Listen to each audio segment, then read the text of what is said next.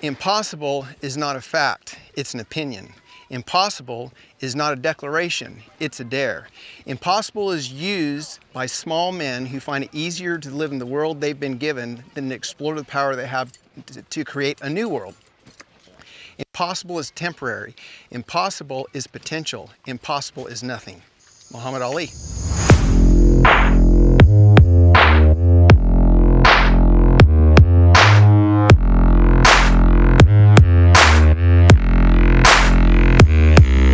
So Red Bluff's the California Circuit Finals, which is the top 12 in the circuit in each event. I think, ranked 7th. I went to 4 or 5 rodeos before things kind of winded down. Like I said, it's kind of a blessing, man. I wasn't planning on going to that many rodeos after Ram. We were going to focus more on my wife's barrel horses and kind of move in that direction because I'm 41 years old now. And with everything going down the way that it did, I basically got a free qualification to another circuit finals.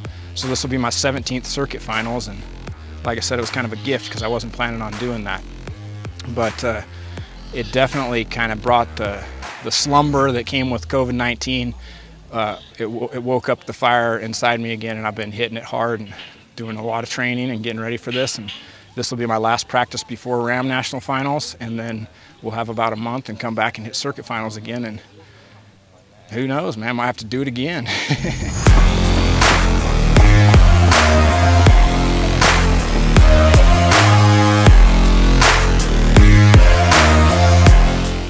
What are you craving today, Mike? Whatever. We're both in the same boat, so. You told me to go pick what I wanted, so I did. Pick what you want, and then pick what you think I want. I'll let you do that part. I'm gonna get on the come stud on. and Maleficent. Cody Lamb.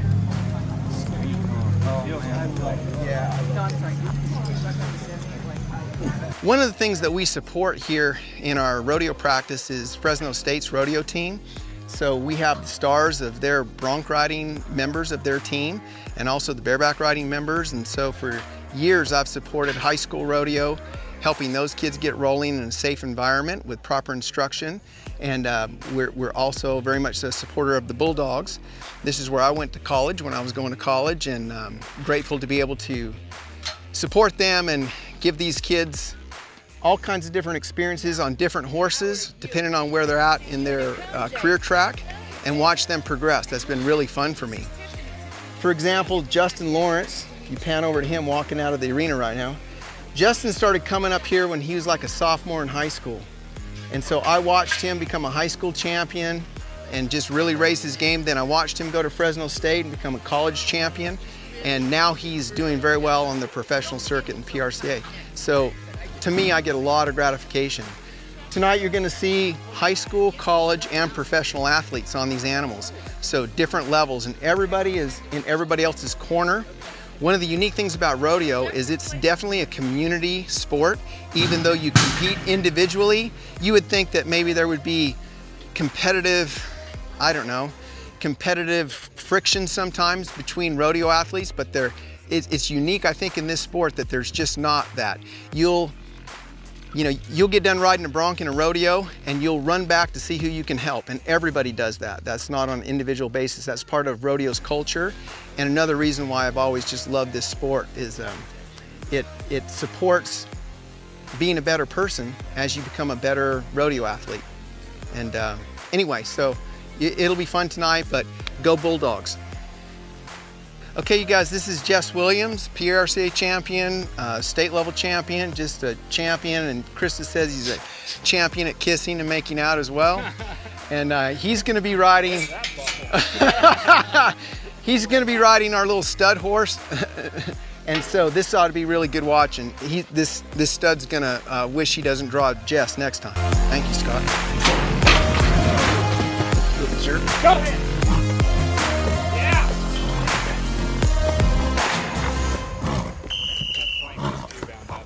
Oh, you didn't get a flank? He was all right, little practice horse though.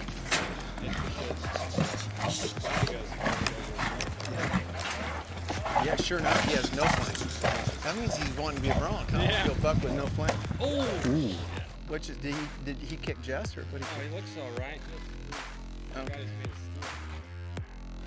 Okay, just There's a lot of misinformation in the rodeo business about how we treat these animals. Now, we had a malfunction with that horse, and if you can see, the flank strap didn't get pulled, so he had no flank. He just wants to buck, right? And so that's a really good example of that. You can't make a horse buck that doesn't want to buck, and you don't want a horse to buck that doesn't want to buck, and you can't stop a horse from bucking that really wants to buck. So these horses are all bred to do that in a Born to Buck program. There's a bucking sire and a bucking mare, and most of the times they produce bucking colts. No different than racing horses. You take a fast stallion and you breed him to a fast mare, and you usually get fast babies. Same thing in our business. And these horses have a phenomenal life. They get to live in a loose wild herd all week, just roaming around several hundred acres. We gather them once a week, sometimes once every other week, and that's all the work he's gonna do for the next 2 or 3 weeks. And now he just gets to be a wild horse again. So if I was gonna be reincarnated as a horse, I'd wanna be a bucking horse for sure.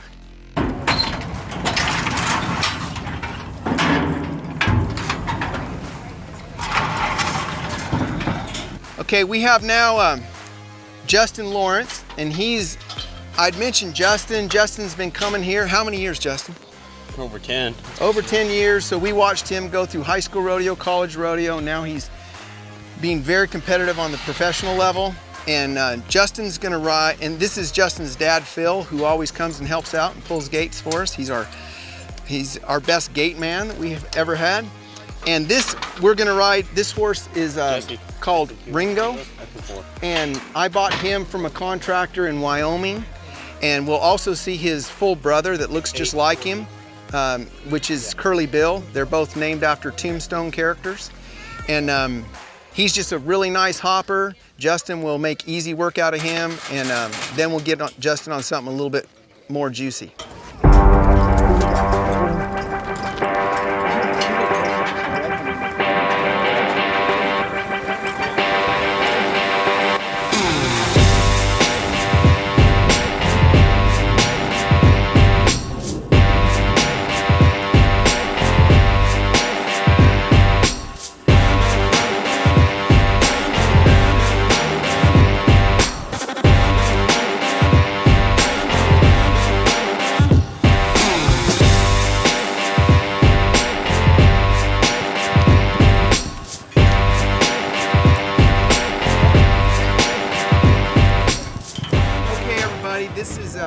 A little bay horse we call Y-Hip. He's a little gelding I bought out of Wyoming, or excuse me, out of a contractor in Tooele, Utah. And he's just a nice little practice horse. And we have Tyler Jones riding him, and Tyler's our biggest new talent. He's just started in high school rodeo, just progressing every week. So this will be really fun to watch. And Tyler's way ahead of most guys for the number of horses he's been on. The way he's able to ride is like, I mean, it took me 50 horses to ride like Tyler was riding after 5. So it's going to be exciting to watch his career.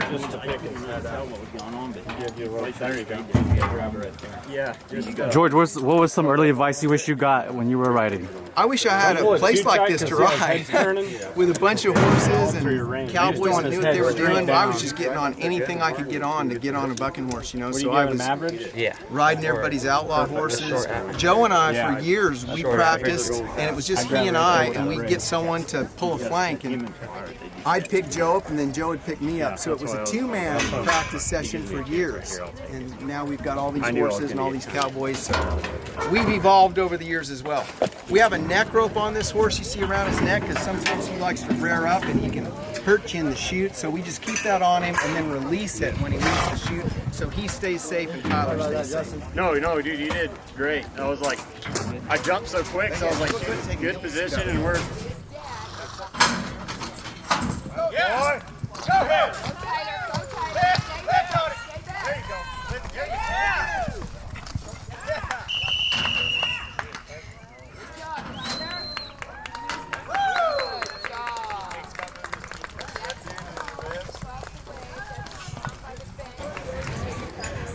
Okay, we're gonna have Jeff Williams on his second one. And this little horse is his name is Dumbledore, and I bought him out of Wyoming. He's originally from a Utah contractor. He's an older horse. He's at least 20 years old.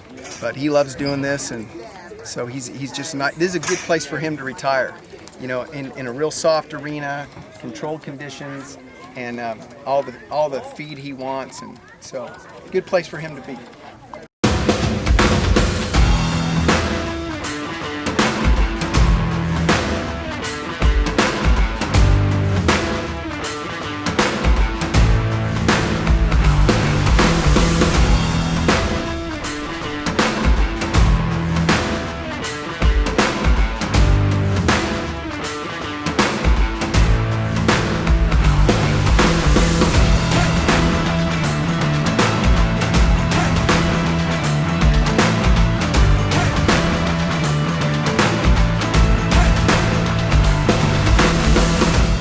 Yeah, you had lots to lift on, huh? Felt good though. No, you just... It feels a little bit weird because you get to the front and it's real empty, and then when you go to spur back and your feet catch it, like pops you all funky and it's hard to stay in time.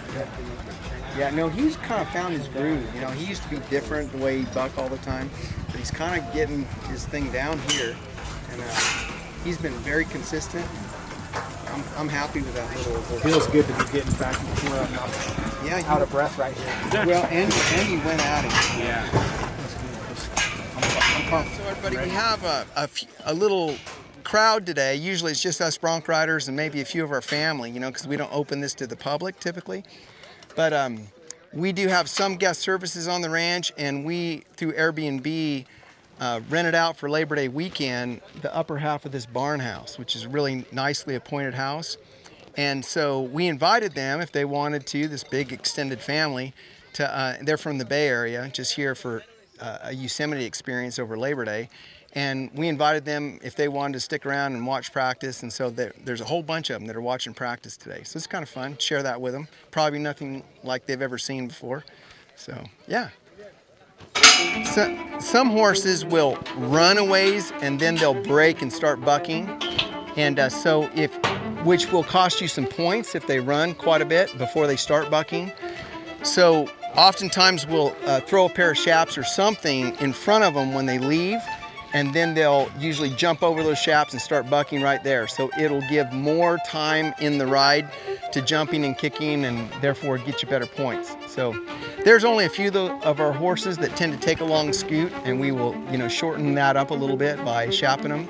But it doesn't hurt them, and it goes in front of their feet, they jump over it, and it just gets them started quicker. They're always gonna buck, but sometimes a horse will run halfway across the arena. And it's a disadvantage for the rider because they build up that huge head of steam, and when they break, it's harder to really start them good. If they start right here, it's easier to get in time with them and have a better ride. You know, ideally you want a horse to be standing square and straight up when you call for them, because you have to get them spurred out or you're disqualified. And if they're like squatting too much, or if they roll out of there funky, or want to fall down out of there, then sometimes it's the level of difficulty in spurring them out goes way up. And so it's good to practice horses like this that she might squat a little bit. He can call for her kind of crouched the way she is, because you're going to have to just go with them. You can't jack around with them too long in the bucking shooter. They just get more nervous and it gets worse. So the quicker you can get yourself positioned and go, the better. And Tyler's really good about that. He just, you know, brand new like this, and he just gets his stuff and calls for him. So he's got the right attitude. Lots of times. Yeah, go ahead, Tyler.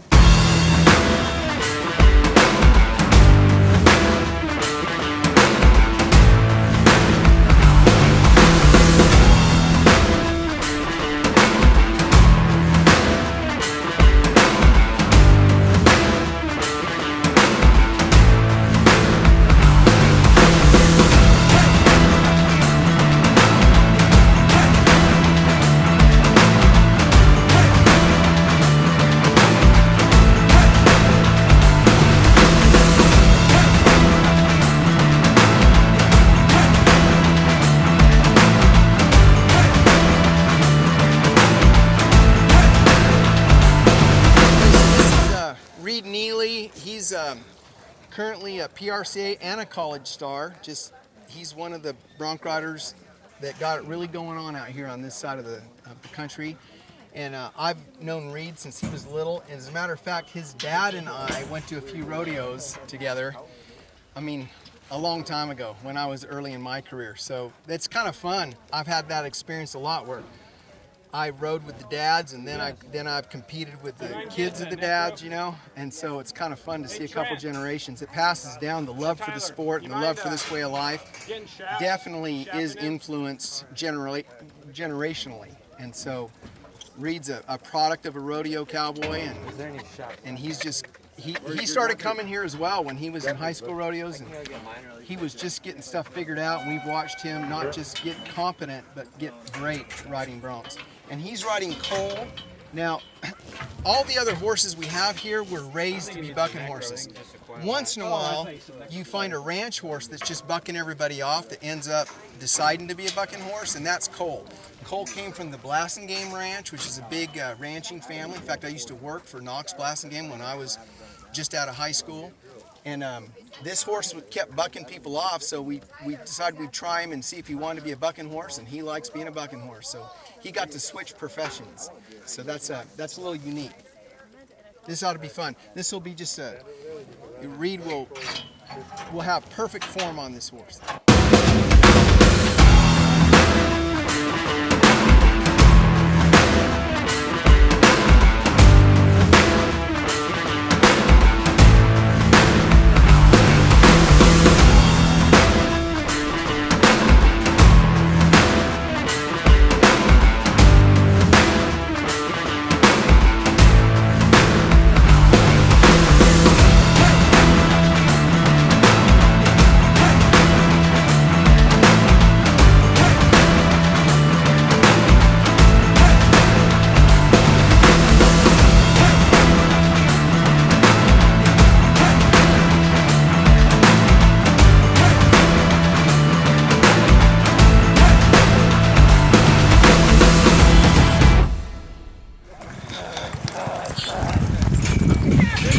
How I feel, Reed?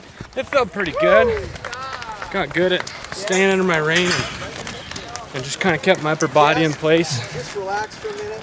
Hopefully, Sidewinder gives me a little more kick next time. We'll ride him next. And we'll see how we feel.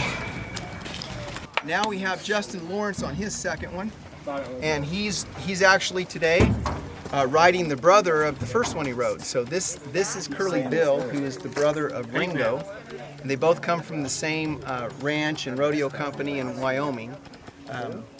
So it's John Forbes back there. He raises bucking horses and has a cow outfit, and he's a good friend of mine, and so I've bought several horses over the years from John. And so we're going to shap this horse too, because he will, again, sometimes he'll run too far before he starts, and that throws him off and the cowboy off, so we'd like him to start right here. He's one that we're going to shap.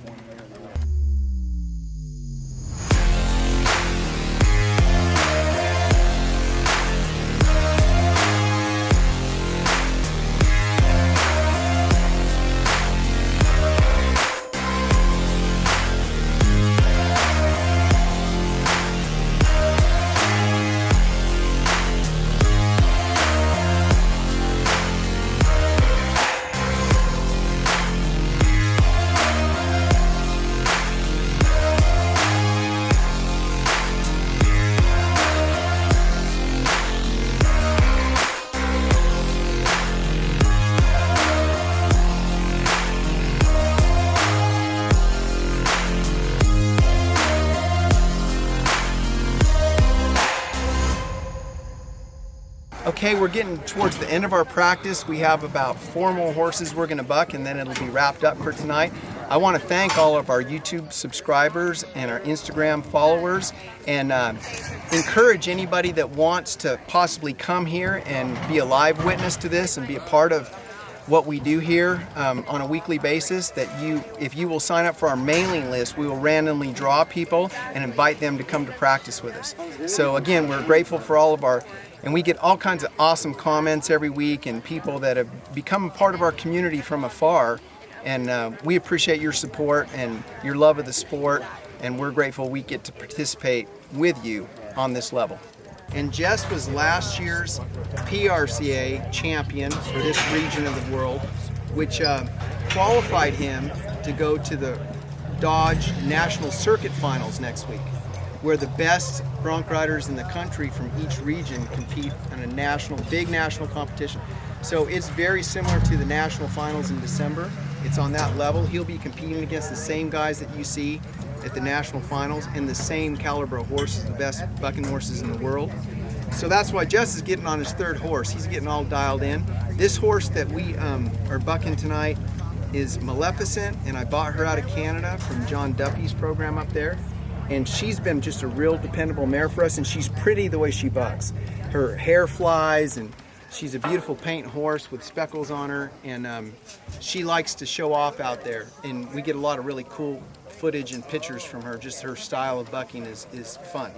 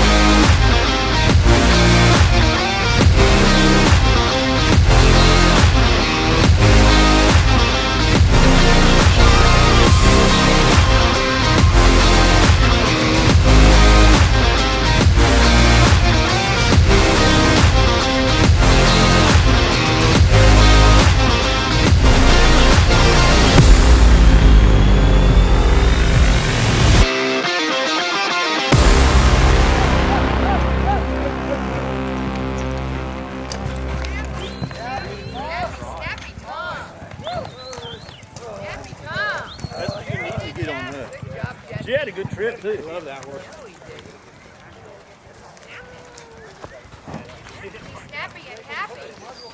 Ready to roll.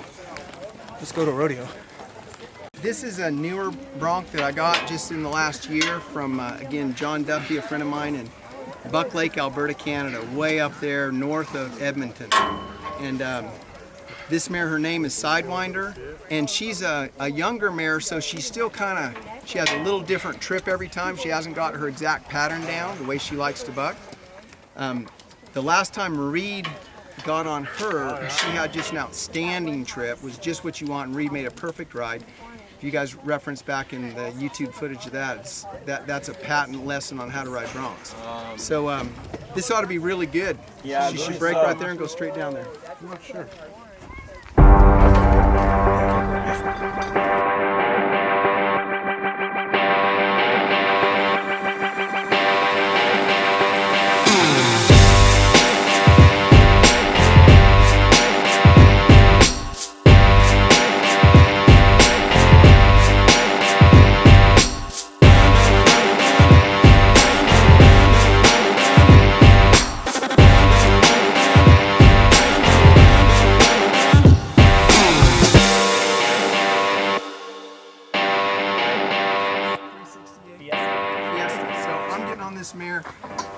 Fiesta, and she's been around a long time, just a very dependable, nice bucking horse, and she's a mare, so I bought her specifically because I want to get some babies out of her. And she's a proven bucking horse brood mare. She's already got colts old enough that are already in rodeo competitions that are doing really well, so that's just what you would hope for, you know, to have a mare that's already proven herself with other colts she's had that turned out to be really superior bucking horses. So I'm grateful to have her in our herd. She was actually born and raised right here in California. Her owner, Chuck Morris, is a good friend of mine, and we've done a lot of joint work as contractors, and Chuck was a great bronc rider in his day. In fact, he's just a couple years older than me, so we were in high school and college rodeos together, and now he's a contractor and I'm moving into that world, so it's part of the community. I've been around for a long time, so that's fine. It won't take me but just a minute. Get ready and we'll do this. We'll see how I wintered.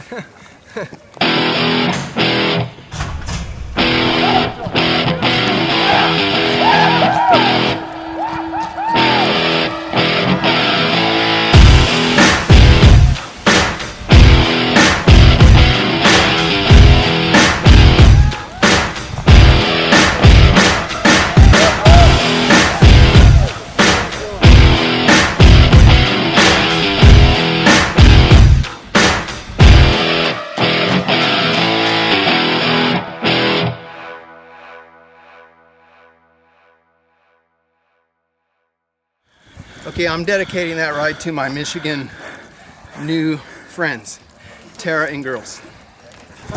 I'm 57 years old and I never compete against any other 57-year-olds. I'm a dinosaur in the sport. So it's fun to just get on one once in a while, and everything felt fine, my saddle adjustment and everything, so I'll be thinking about this week, and I'm probably get on something else next time. So you can ride broncs when you're an old man.